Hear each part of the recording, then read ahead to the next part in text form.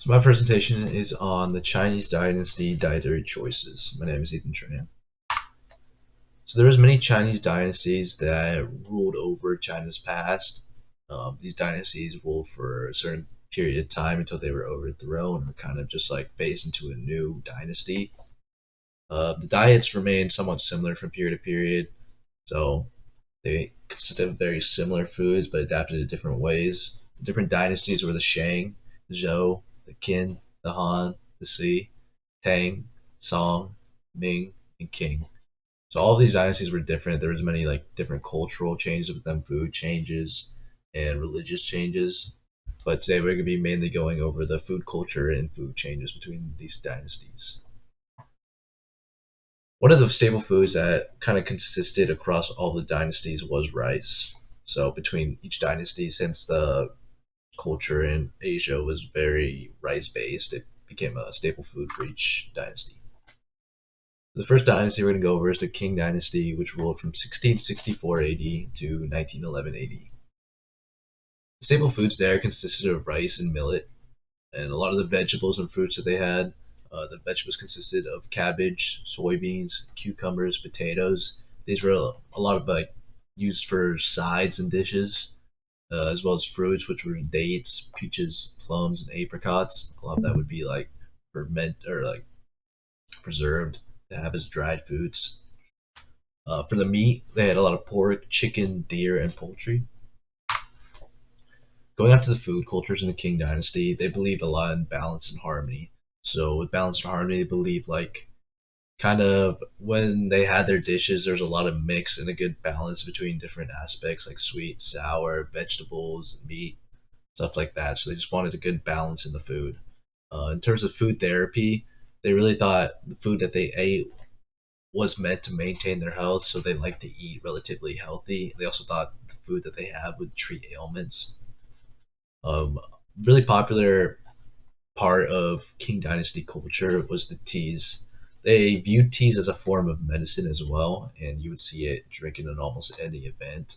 Some of the popular teas were green, black, oolong, and yellow teas. For the Song Dynasty, which reigned from about 960 AD to around 1279 AD, they again had staple foods, which consisted mainly of rice, which we see as a common theme between all the dynasties, wheat and barley. Some of the vegetables they had were spinach, cabbage, and bamboo shoots. Bamboo shoots were actually especially important here. They had a lot of bamboo with their foods. Some of the fruits they had were peaches, plums, apricots, and citrus fruits like oranges and lemons. They use that a lot in dishes like lemon to kind of make the food taste better. Some of the meat they had consisted of pork, deer, lamb, rabbit, and poultry. They did not have too much beef during this time period, which is surprising considering many of the other time periods use beef quite frequently. Going to some of their food cultures and preservation techniques, looking at their food cultures, they had elaborate dining customs, and this was mainly among the elite class. They still had kind of dining feasts and festivals among the lower class, but it was more prevalent among the elite and wealthy class. These banquets and feasts, they were a big showcase of kind of wealth. So the wealthy, they would have these showcases just to show how wealthy they are.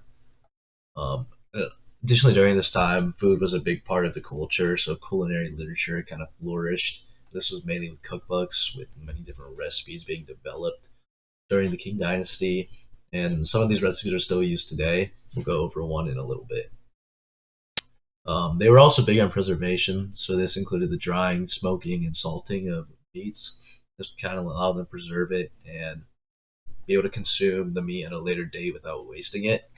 And when it came to the vegetables, they did a lot of pickling and fermentation to kind of extend the shelf life. So one of kind of an important Song Dynasty recipe is pickled shrimp. We'll kind of go over the recipe here. You're gonna get large shrimp and remove the legs. Use 5 mace and salt for each pound of shrimp and let them sit for half a day. You're gonna drain and place the jar and add pepper. You're then gonna add 3 ounces of salt on top of the shrimp and dissolve it into the wine and pour it over the shrimp. You're gonna then seal the jar with mud and in 5 to 7 days it'll be ready. Now we don't really use mud, but it was kind of what they used during the Song Dynasty. So for the Qing Dynasty, the last dynasty we're going to go over, they ruled from 1644 AD to about 1911 AD. The staple foods consisted of rice and wheat. Again, the rice, the common theme. Vegetables, they had cabbage, bok choy, spinach, and radishes as their most popular vegetables. And this was kind of essential because vegetarianism became a big part of the culture as people started converting to Buddhism and Buddhism started to grow in popularity.